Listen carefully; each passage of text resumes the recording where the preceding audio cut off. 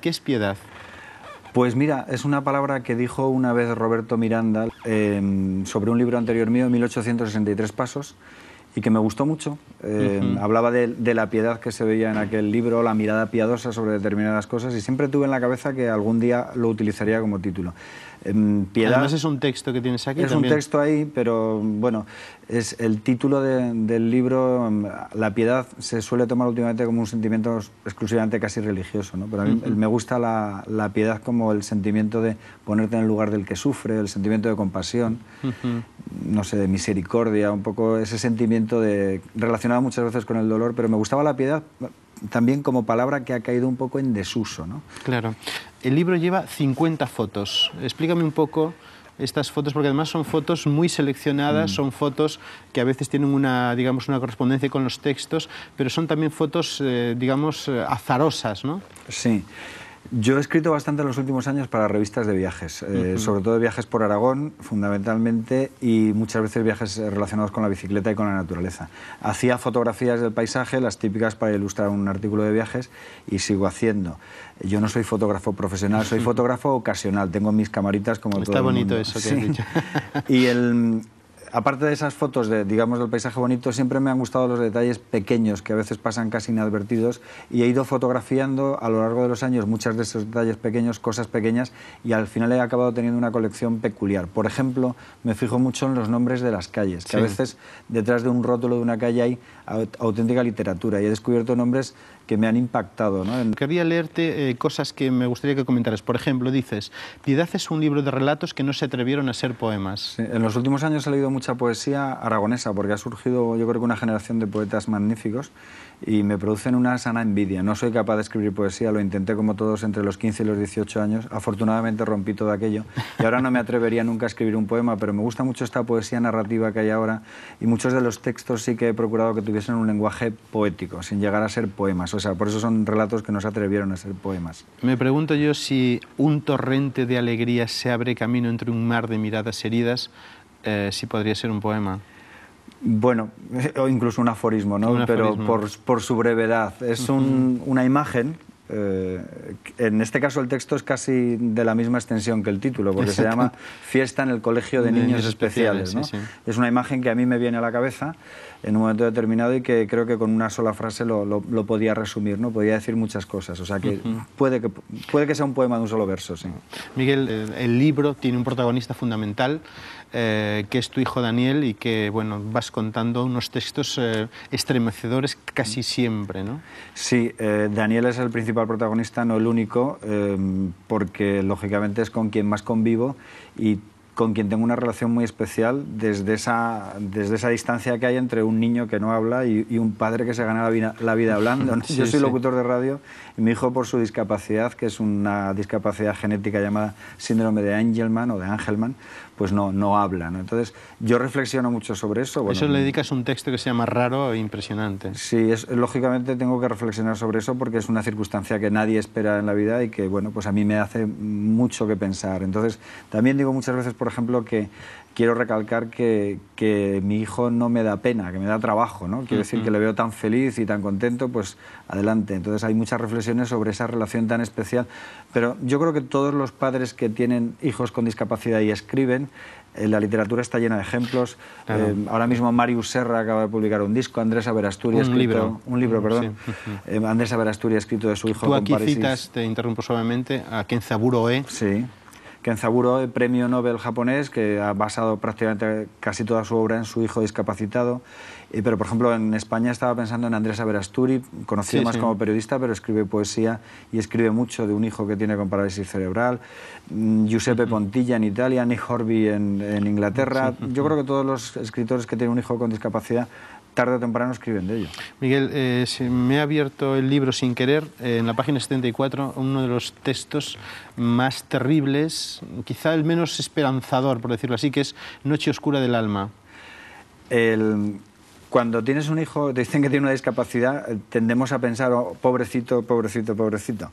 Y bueno, pues piensas un poco en eso, pues como que no podrá valerse por sí mismo, una serie de cosas. Lo que nunca se te puede ocurrir es que su discapacidad te va a quitar el sueño literalmente durante meses y a veces durante años. Y yo, pues cuando no duermes, este es un libro hecho de insomnios, pues te cansas mucho y te agotas y te vienen los más turbios pensamientos a la cabeza. Cuando noche tras noche tras noche no consigues dormir más que 1 hora o 2 horas, y eso es una de las cosas que a mí más me ha impactado en la relación con mi hijo. Ha tenido rachas muy malas que no nos han permitido dormir nada, y ahí lo he reflejado en ese texto, Noche oscura del alma, que es un poema de San Juan de la Cruz. Sí, exactamente.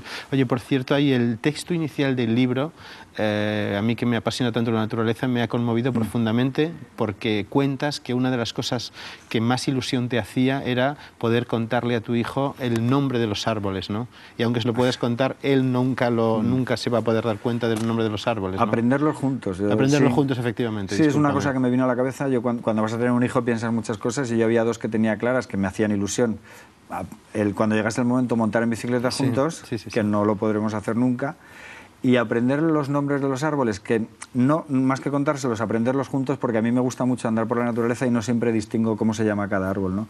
Entonces ese texto surgió así. Es el primero en realidad que escribí sobre mi relación con mi hijo, que se llama De raíz, habla de árboles y habla de la frustración de ver que nunca podremos aprender juntos los nombres de los árboles. No quiero tampoco quedarme solo en un poco la reflexión sobre el hijo. Hay textos muy bonitos, muy esperanzadores, por ejemplo, dedicado a Mercedes, la madre del niño, Mercedes Ventura. Pero dices aquí, Piedad es un libro de memorias, dices tú, o tu editor, perdóname, pero en todo caso tú asumes esto, ¿no? Sí, es un libro de recuerdos y también de memorias.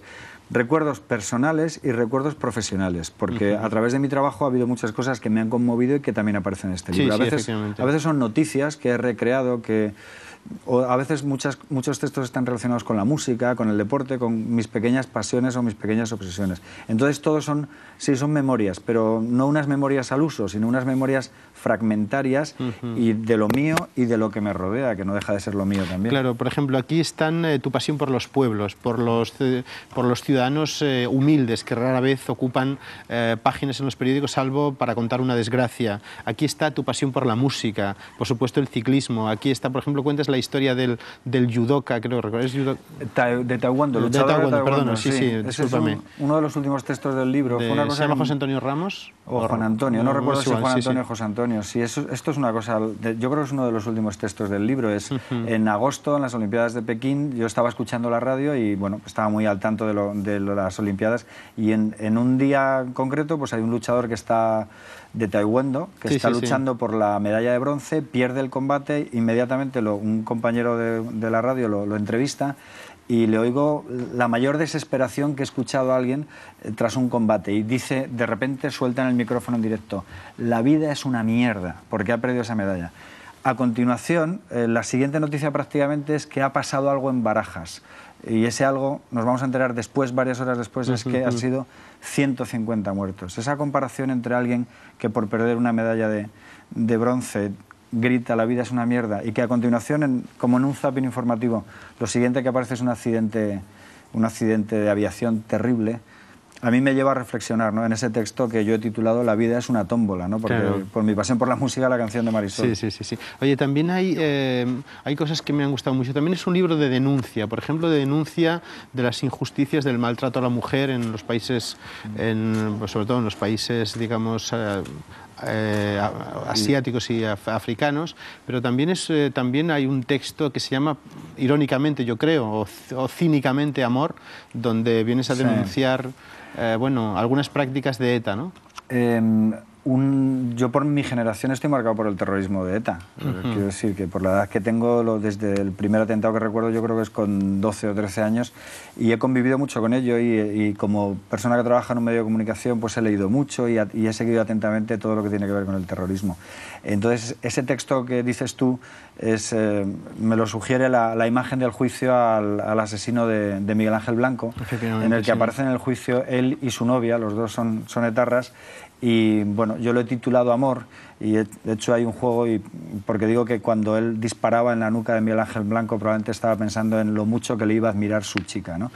Esa terrible sensación de poder matar alegremente a una persona y ver que lo haces también por pavonearte delante de tu compañera de comando, que es tu compañera sentimental, me impactó mucho, ¿no? Entonces, no es el único texto, hay varios textos que tienen que ver con el terrorismo, con atentados que a mí se me han quedado en la cabeza. Pues Miguel, ha sido un placer.